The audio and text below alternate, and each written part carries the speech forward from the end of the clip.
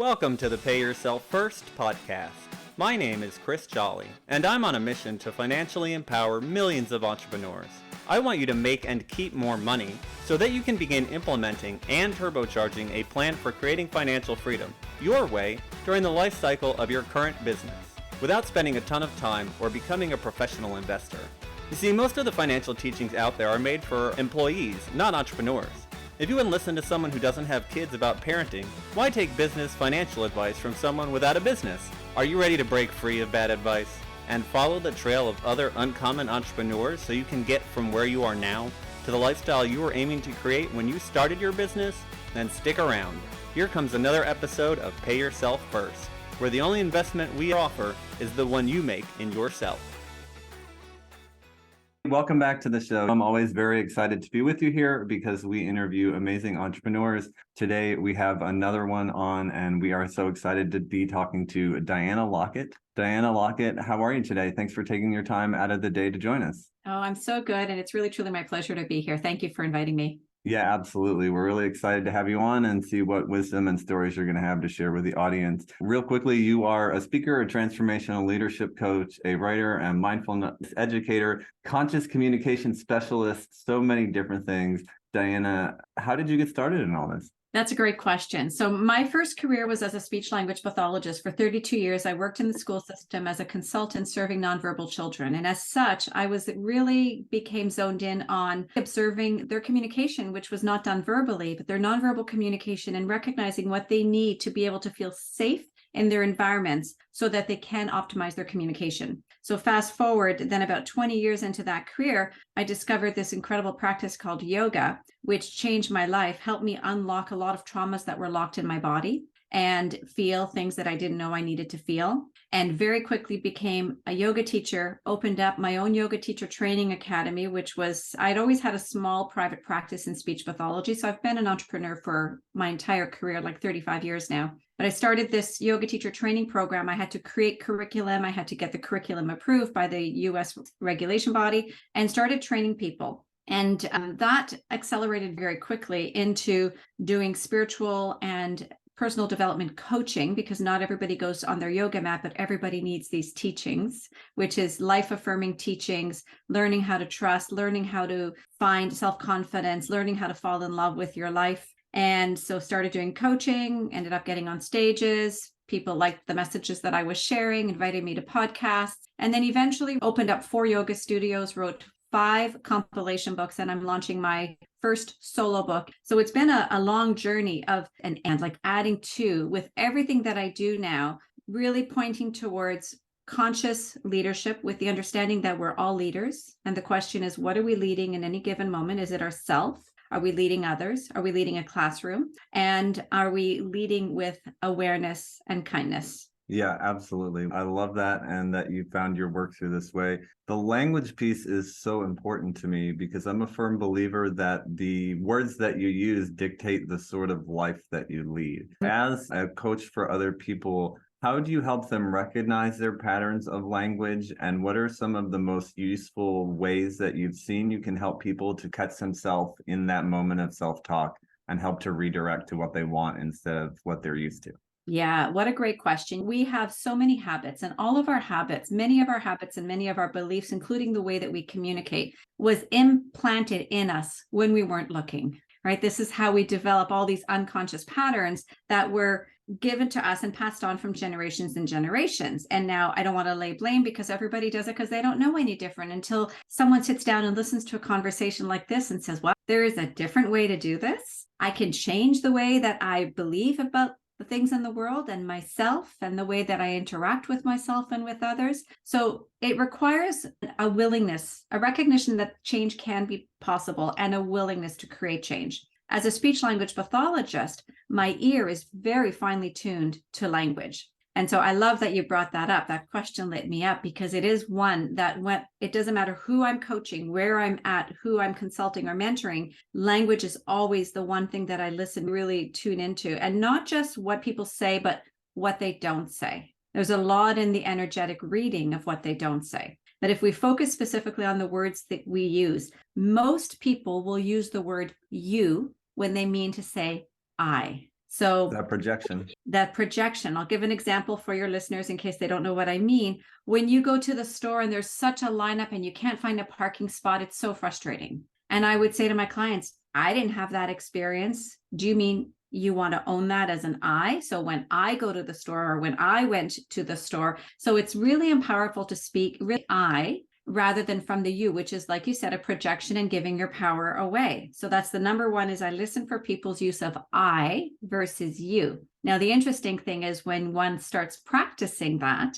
you start hearing it in everybody else. And what I suggest is just focus on yourself and put little sticky notes around the places where you communicate with the word I, or a picture of an eye, like an eye on the face. The other communication pattern that people very commonly have in North America is they say just. It's just me. I just wanted to add. I just want to say one more thing. And just is minimizing what's going to follow it. There is no just about it. Anything that you have to communicate is super valuable. So those are two key words that I listen for. And then the other thing I help people do is to recognize what communication they're not sharing. We call them withholds. What are they not sharing that's creating tension in themselves or in the relationship? It could be relationship with parent, with child, with spouse, with employee, with employer. So often we're afraid to share our truth because we think it's going to impact something negatively. When really, when we can speak our truth from a place of relaxed, inspired knowing and action, then the other person can receive it from that place. It's not weaponizing and it's not villainizing. It's not blaming. It's simply very clear. So those are three things that I think are really important for us all to remember for communication. Speak from the I, take away the just, and share the withholds before they become so tense in your own body that it impacts your relationship in a really detrimental way. Those are all great points, and I'm so glad you shared them with us. I'm a little bit of a nerd on the linguistic stuff myself, so I really appreciate that. And it just goes back to how much your words actually matter. Now, I want to ask you a little bit about your book. Tell us about The Call to Freedom. So The Call to Freedom is a 7-year writing journey that I've been on. I actually originally planned to write this book in 2014 and 2015, and it was going to be called The Universe Has Your Back. Gabby Bernstein released that book in 2016, and I've since sent her a message and said, thank you. Of course, that needed to come through you, and this is my book. And so The Call to Freedom, Heal Your Pain, Awaken Your Loving Presence is a loving memoir of my life that takes me from my pain and trauma to freedom and loving presence. And throughout it all, I share my story, the very vulnerable parts of my story. So I am sitting here with a lot of vulnerability hits right now. And I also share a lot of spiritual and life coaching strategies so that whatever your experiences have been of your life, there, you being the listener, there are strategies to be able to help you along, to be able to see and experience and feel your life from a different perspective. Absolutely. Now, I want to ask you about an experience that you had and one that we talked a little bit about before we actually started recording this episode. And we were talking about how, as an entrepreneur, the journey isn't that straight line. It's a lot of ups and downs. And you've had a number of businesses. You've been at the highs and you've been in the valleys. And now you're back better than ever. Can you share for other entrepreneurs what it's like going through the process and finding yourself and growing throughout it and knowing that it's not always going to have the way you think, but the ending or the transition is so worth it? Yeah. So this is chapter 6, 7, and 8 in my book. I talk about this experience in my life where I was an entrepreneur as a speech language pathologist. That was pretty easy for me. I never even had a website. I didn't advertise. Clients just came to me and it was pretty effortless. And then when I started my yoga teacher training program, that was pretty effortless as well because I was teaching, people were attracted to what I was sharing. Then I opened up and I built out with my own money 2 yoga studios. So building them out from scratch, which means like plumbing and digging into the ground and putting in showers and bathrooms. It was hot yoga. And through it all, I kept hearing this message: if you build it, they will come. Field of Dreams from that movie with Kevin Costner. I kept hearing that. People were literally peeking into the door weeks before we opened saying, are you open yet? Are you open yet? And we're full of painters and scaffolds. Of course, we're not opened yet. And the day that we opened the first studio, in the first 4 hours, we made $40,000. I had spent $80,000 of my own money from my retirement pension to build it out. So it was very affirming. I knew that's what I was meant to do. I loved it. I built community. It's my favorite thing to do. I became an ambassador for Lululemon. If your listeners don't know Lululemon, just look at any yoga experience and you'll see Lululemon everywhere. And I was an ambassador for Lululemon. I was teaching 100 people plus from stages for them. Life was really high. And we being my husband and I at the time, started having some financial difficulties because we had studios that were in very high retail locations with very high leases. We paid our teachers the best of any teachers in the Greater Toronto area, which is where the studios were. And eventually our expenses started to exceed our income. And my husband's solution at that point was to open up another studio and then open up another studio. And I went along with it. I can't blame him because I take personal responsibility for my life. But we opened up a few other studios. We invested some money with a friend who, I'm putting friend in quotations, who had an investment business, who was going to help us out to make sure we had adequate cash flow.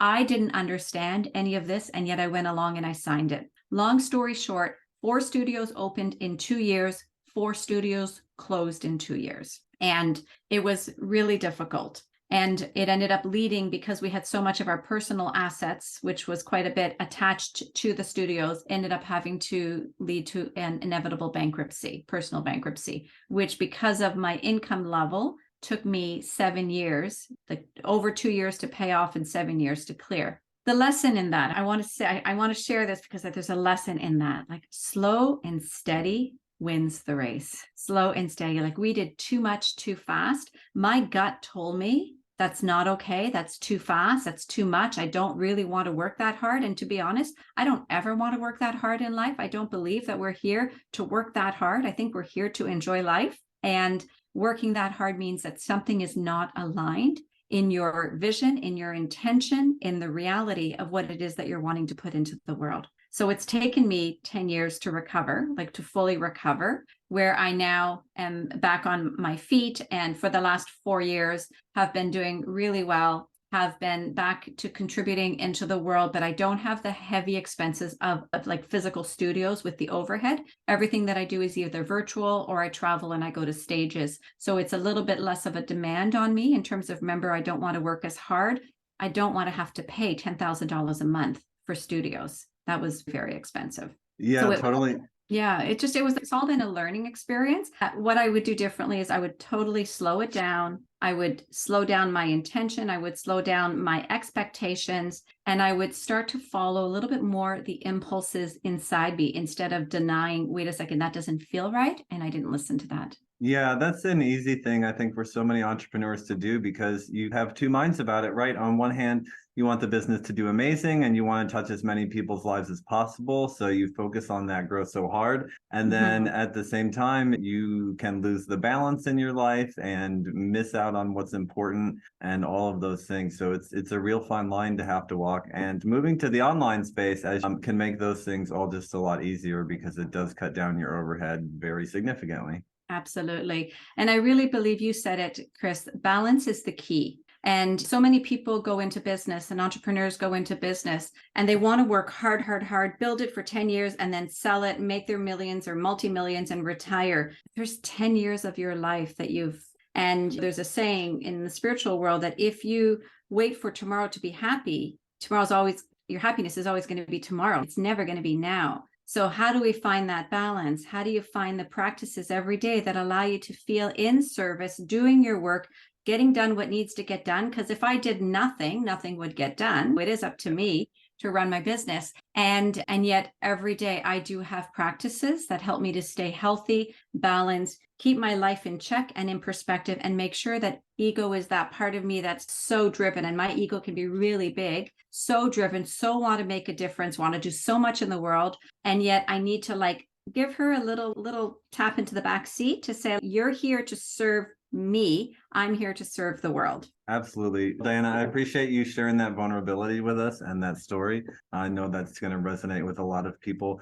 Now, what I want to ask you about is if you could tell us, okay, so imagine that your business is a hose and the cash flow in your business is the water that flows through the hose. And as we know, garden hoses can get those awful kinks. They get knotted over themselves, and then the flow slows to a trickle. So in your business, what is the thing cutting off the flow, the number one issue? I get in my way. When I get in my way, it cuts off the flow. So what that means is that something comes to I really firmly believe, I've said it twice now, I don't want to work so hard. And that means that I have to trust my intuition, and I have to trust when things come my way and not resist them. And if something is too hard, in other words, like I'm working too much, it's costing me too much money, I'm not getting the results, I have to trust that's not meant to be. And it's easy for me to make that trust now, because I've had the opposite where I lost everything when I didn't trust. So trusting myself is really important. That when I don't trust myself, that hose gets kinked even further.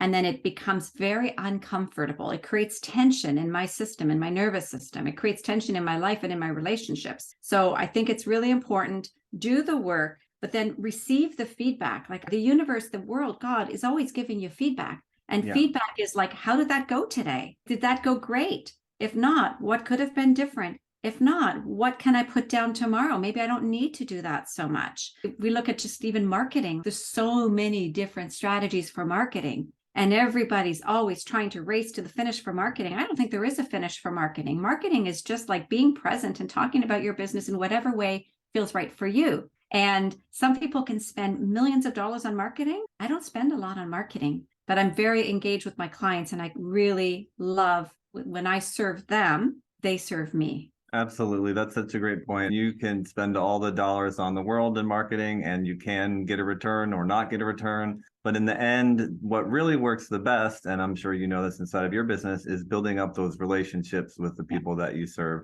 and doing what you love to do, which is helping other people find and fulfill their purpose in life, which I really secretly think is what all entrepreneurs are doing behind the scenes. It's so much more difficult. It takes more time. It takes a little bit more energy. It's the risks of so many more risks to be an entrepreneur than to go work for someone else. So you have to love what you do. You have to enjoy what you do. And it doesn't matter what it is that you're doing. Love what you're doing. Absolutely. I agree. And speaking of loving what you're doing, what is one thing you'd really love to do inside of your business this year? When you look back at the end of the year, what's one accomplishment you'd love to have under your belt? It's interesting. I'm launching this book and I don't have an expectation for this book.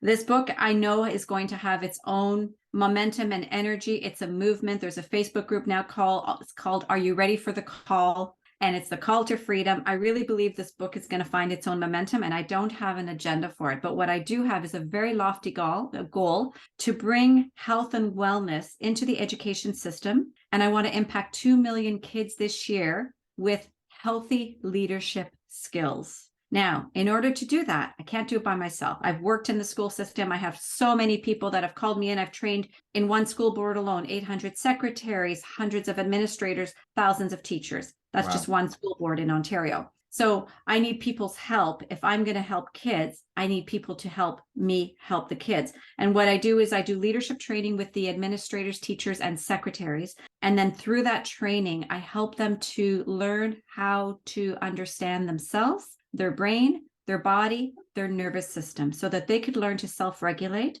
and they then become the co-regulators for these kids, whatever age the kids are, so that no kid walks in and someone says to them, calm down. Because the reality is if a kid wanted to calm down, they would, but in the moment they can't. So what they need is the adult to be that co-regulator. So that's my mission for this year. By the end of this year, I want to impact 2 million kids. And I know I'm not going to be able to work directly with 2 million kids, but I can work with enough staff that will then impact 2 million kids. And that's my big goal for this year. That's an amazing goal and so needed in this world. Just thank you so much for doing that. That's super cool. Yeah, it brings me a lot of joy to do that. It really makes me feel alive. And I love it when I do work directly with kids as well. And whether it's kids or adults, I love it when I see people come in and they're like little balls of stress and tension, and they take everything on so hard and so deeply. And then by the end of literally a 15-20 minute practice with me, like we've talked about it, I talk about the nervous system. I'm a neuroscience geek. So I talk about that. I talk about the communication, coming back full circle. How do you talk about yourself? How do you talk about others? How do you talk about your life? What words are you using that's creating your reality? And then we come into practice, and the practice is all about softening the nervous system and softening into life with the knowing that this moment right now is your life. And I'm speaking to the listeners right now. This moment is your life. And how do you want to experience this moment? Do you want to be running around with your head chopped off like a chicken and just like stressed? Or can you access life from a more relaxed, inspired state that will actually allow you to be more productive? And this is evidence-based. And that's what I do with leaders, consultants, educators. Yeah, that's absolutely so empowering. There are just so many of us who didn't get that suite of skills from the people we were around as we grew up, or didn't get all of the skills. And just knowing the different practices you can do to help you definitely makes your life easier, and then in turn will help the children to also have those skills and to continue to push them forward into the future for others.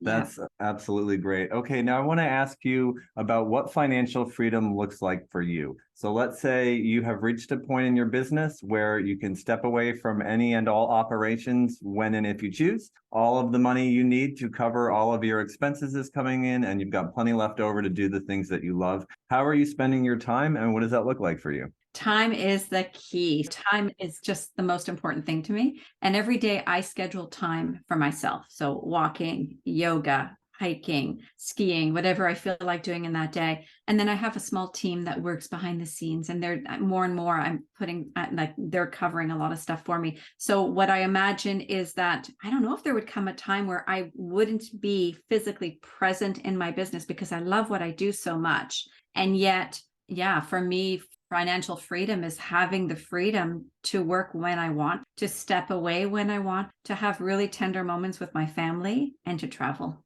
Awesome. Where are your top 2 travel destinations you haven't been to yet, but would love to go to? Great question. I want to go to Indonesia. I've gone to Thailand, but that's the only place in that area, in that region. I want to go to Indonesia. And believe it or not, I am so close, and I want to go to Hawaii. I've not been to Hawaii yet. And yet I'm on the west coast of Canada. I moved there from the east coast, and I haven't gone to Hawaii yet. You're trying to get to those warm beaches from Canada, aren't you? Always. I totally feel you on that. I got tired of cold weather forever and now just live by the beach, so I don't ever have to deal with it again. Yeah. I would love to do that 6 months of the year. I still actually really love winters. I love skiing. So I would love to have complete flexibility to come and go as I please. That's my wish. Absolutely. Sounds amazing. Now, for anybody who wants to find out more about the book or what you do, interested in your services, where is the best place for them to go to do that?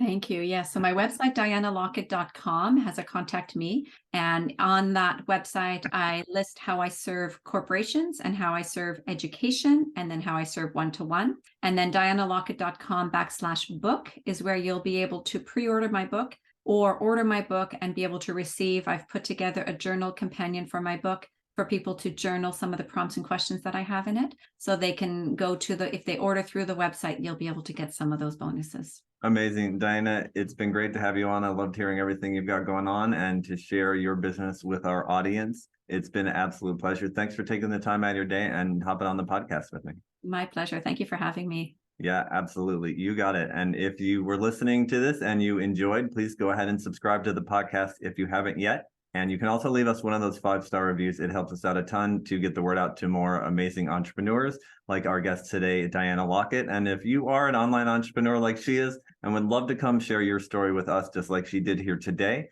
please go to pyfpodcast.com. That's the letters pyfpodcast.com. And we would love to talk to you about your business journey. Diana, thank you so much. Thank you. Everybody else, we will see you next time. If you've listened this far, chances are you're an entrepreneur looking to become more financially literate and create financial freedom for yourself from your business.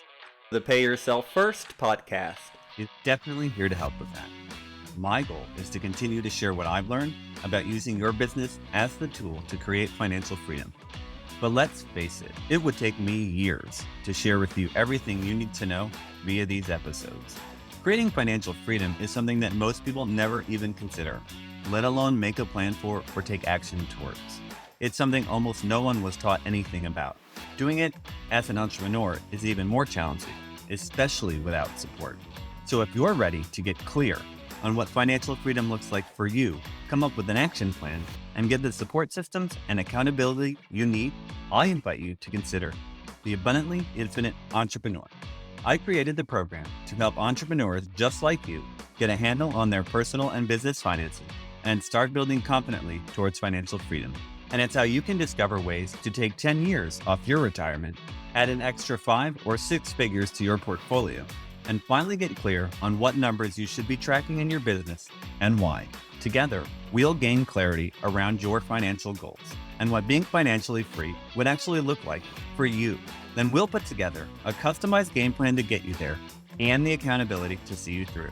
And by the way, you're also going to get all the spreadsheets you need to run your numbers, lifetime access to the materials, including any updates, and entry into our members-only community. In addition to all the knowledge, coaching, community, and systems that you need to create financial freedom from your business, you'll also receive a free financial assessment, a retirement planning session, and guided meditation aimed at helping you embody the feeling of true financial freedom. So yeah, you can just listen to the free content on these podcasts to help you move towards becoming a financially free entrepreneur. And sure, you'll likely see some results, or you can make the decision to commit to learning, implementing, and embodying what you need to know to create the financially free life you dreamed of when you started your business journey. Click the link in the show notes to answer a quick questionnaire, and you'll be on your way to joining the abundantly infinite entrepreneur.